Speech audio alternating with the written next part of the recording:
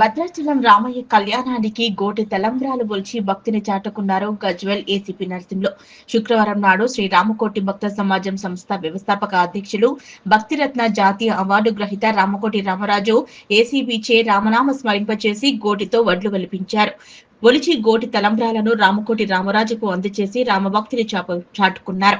ఈ సందర్భంగా ఆయన మాట్లాడుతూ రామకోటి రామరాజు నిరంతరం రాముని సేవలో ఉండటం ఆయన రామభక్తికి నిదర్శనమన్నారు. ప్రతి సంవత్సరం లక్షల మంది భక్తులచే గోటి తలంబ్రాలు ఒలిచి భద్రాచల రామయ్య కళ్యాణానికి అందించడం, మళ్లీ తిరిగి కళ్యాణ అనంతరం ముత్యాల తలంబ్రాలు తీసుకువచ్చి అందించడం ఆయన నిస్వార్థ రామభక్తికి అమోఘమన్నారు. పల్లె పల్లె ప్రతి వాడలో భక్తులు గోటి తలంబ్రాల్లో పాల్గొనడం శుభదాయకమన్నారు. మనము లేకపోయినా మన తలంబ్రాలు వెళ్లడం అదృష్టమన్నారు.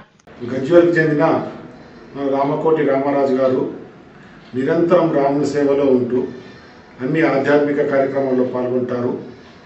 అలాగే ఈ నెల భద్రాచలంలో జరిగే సీతారామ కళ్యాణానికి గోటితో ఒలిచే తలంబ్రాలు అందరికీ తెచ్చి ఇచ్చి మరియు వాటిని ఒలిచిన అనంతరం సేకరిస్తున్నారు.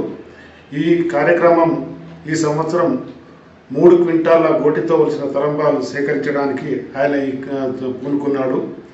ప్రతి సంవత్సరం కూడా ఇయర్ పెంచుతూ ఈ కార్యక్రమం చేపడుతున్నాడు. ఈ నిరంతర రాముని సేవలు ఉన్నందుకు నేను అతన్ని అభినందిస్తున్నాను.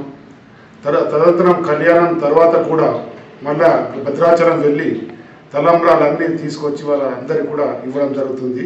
ఈయన నిరంతరం రాముని సేవలో ఉంటున్నాడు. మరొకసారి అభినందనలు తెలియజేస్తున్నాను.